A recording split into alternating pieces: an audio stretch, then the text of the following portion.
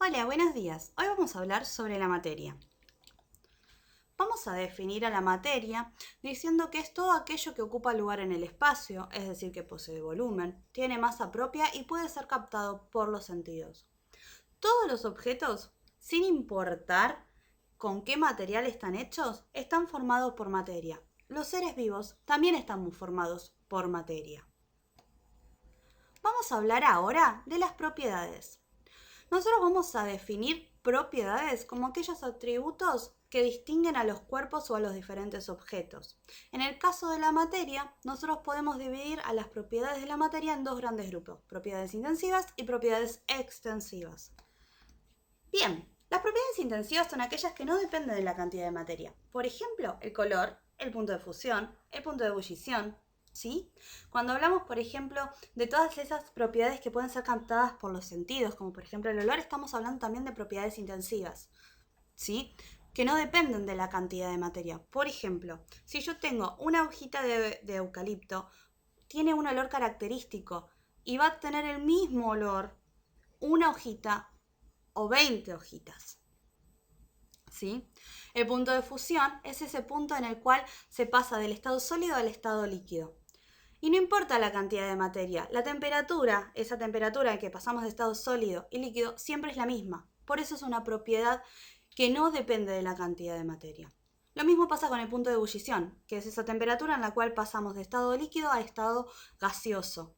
No importa la cantidad de materia, la temperatura, ese valor siempre va a ser el mismo. ¿Sí? Tenemos otras propiedades intensivas como son la conductividad, la densidad y otras más. Pero ahora vamos a hablar de las otras propiedades. Bien, vamos a hablar de las propiedades extensivas. Las propiedades extensivas, a diferencia de las propiedades intensivas, sí dependen de la cantidad de materia. Por definición, las propiedades extensivas son aquellas propiedades que dependen de la cantidad de materia. Por ejemplo, masa, peso y volumen.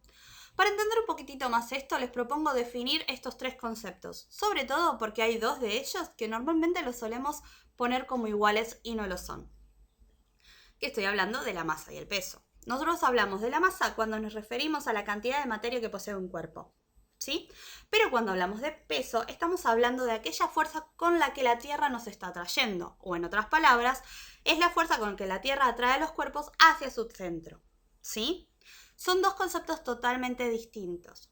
Lo que pasa es que nosotros en el vocabulario cotidiano, en la vida común, los solemos nombrar como iguales.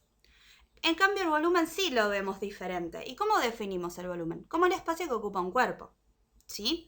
Entendiendo ahora estas definiciones, vamos a ver por qué dependen de la cantidad de materia.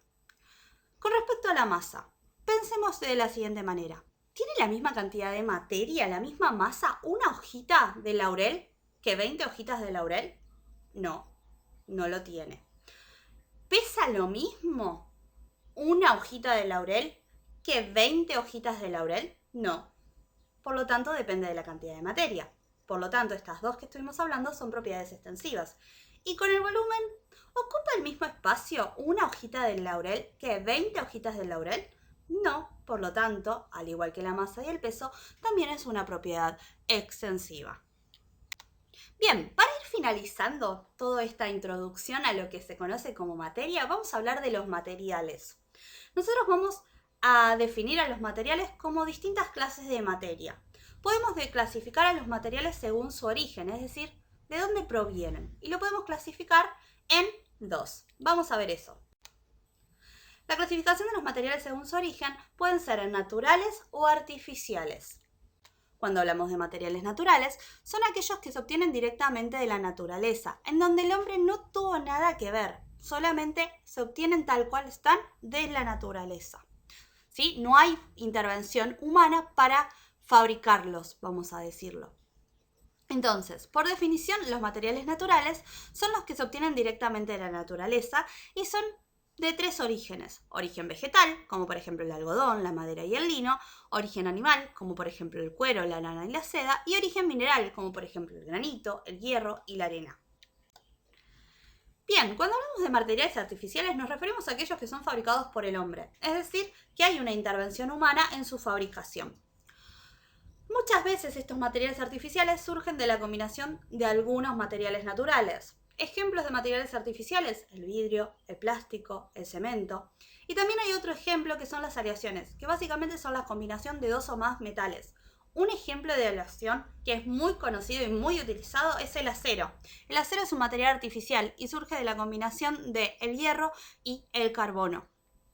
Bien, por acá vamos cerrando con todo este tema de este video.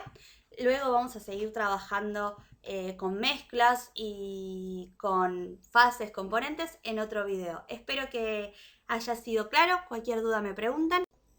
Muchas gracias.